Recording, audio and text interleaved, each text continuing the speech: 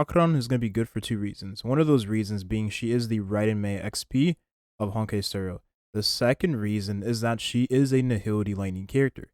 She has some common ground with another character in the same path. Acheron sharing the same elemental and same path typing as Kafka tells us everything we need to know about the character.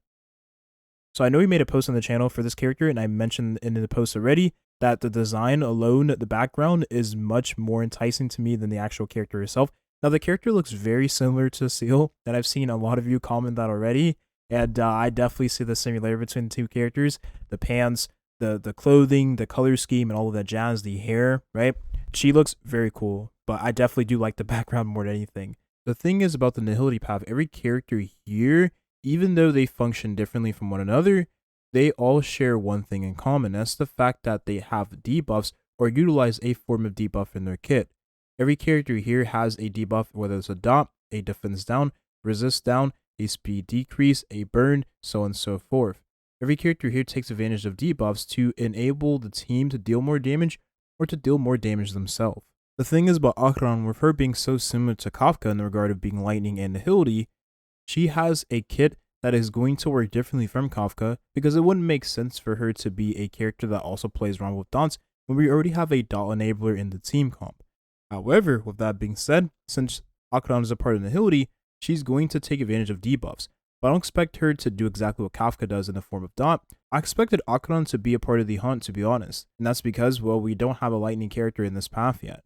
But it makes the most sense for her to not be a part of this path, because if you are a character in this path nowadays, it pretty much is a death sentence, because you are limited to 1 to 2 contents in the game, and every other content is just kind of a drag to use the character in. Seal being the only exception, of course. And it's not to say that these characters are bad, it's just the game doesn't favor these characters unlike the other paths in the game. So that would make the most sense for one of the mascots of Hoyoverse games to be in one of the best paths of the game, to be able to take advantage of the best supporters in the game, to also capitalize on the fact that if they're not in the hunt path, they don't have to deal damage to a single target. So therefore, that character will be better in all contents. Now, the thing is about Kafka. Kafka is a damage over time character. She fits very nicely into damage over time compositions. And with the low investment you have on this character, she's only going to be good alongside dot characters. Using her in hyper carry with low investment doesn't really feel that good, because you can just use other characters like Jing, who works better in hyper carry.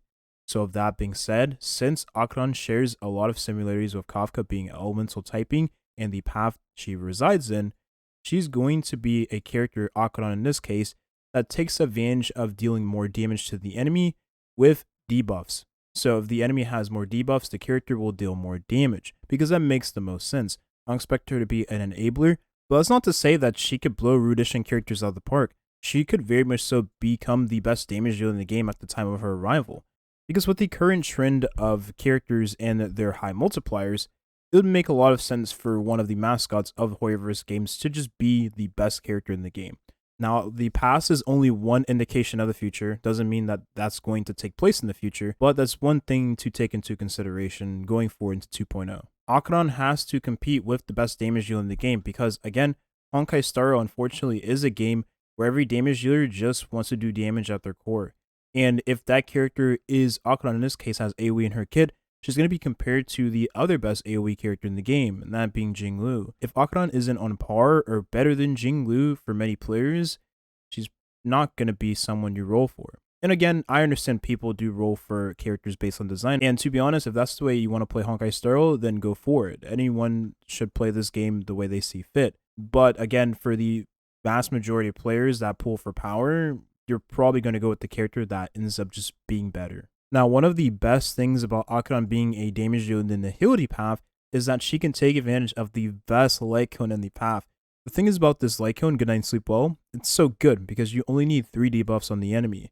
And if you have 3 debuffs on every enemy on the field, whether you have a defense down character, right? Whether you have a character that lowers resistances of the enemy, maybe a character like Pela in the team party alongside Acheron, you're going to deal so much damage on the AoE if the character does have AoE in her kit. But for single target fights, this is still really good too. Comparative to Swords play that has the condition of swapping targets, for hunt characters, they deal so much damage in the single target.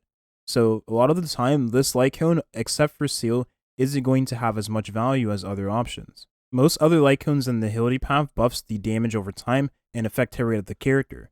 I don't expect Acheron to have any damage over time in her kit because she would be way too similar to Kafka, and I definitely expect her to not need as much effect hit rate if she has any debuffs in her kit. So having Lycones like this isn't going to be good on the character. Now the thing is about a character like Kafka and why she fits so well into the Nihility path is because she's a character that doesn't need any crit stats.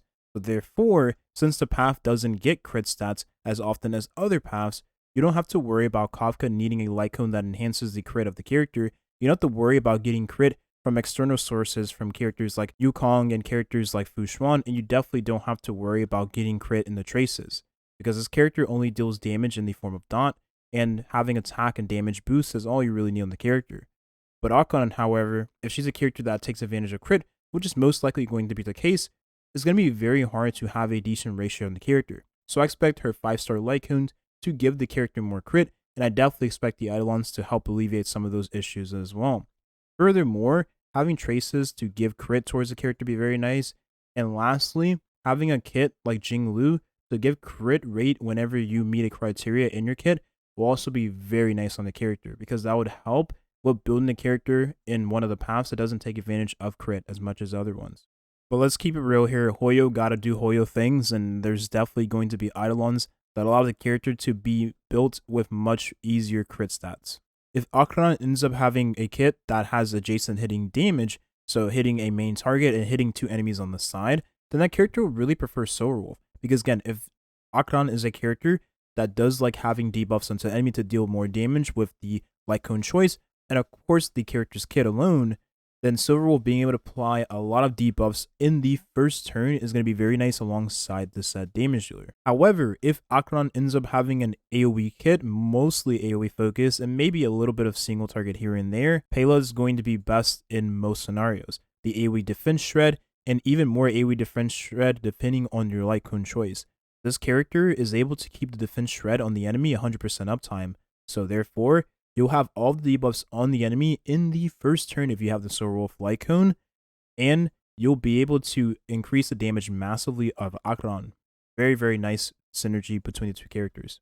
So there you have it. I hope you enjoyed the video. I'm personally going to be skipping Acheron. I can't believe I'm actually saying this. I was looking forward to the Raiden Mei XP in this game, but unfortunately, she's not a part of the hunt path, so I have no reason to roll for the character.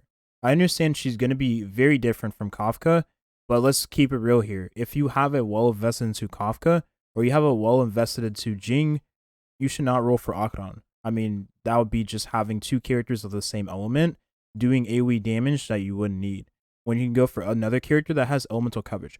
I'll make a whole video on why I'm skipping entirely, but that's just the short version of it. Thank you for watching, and have a nice rest of your day. Peace.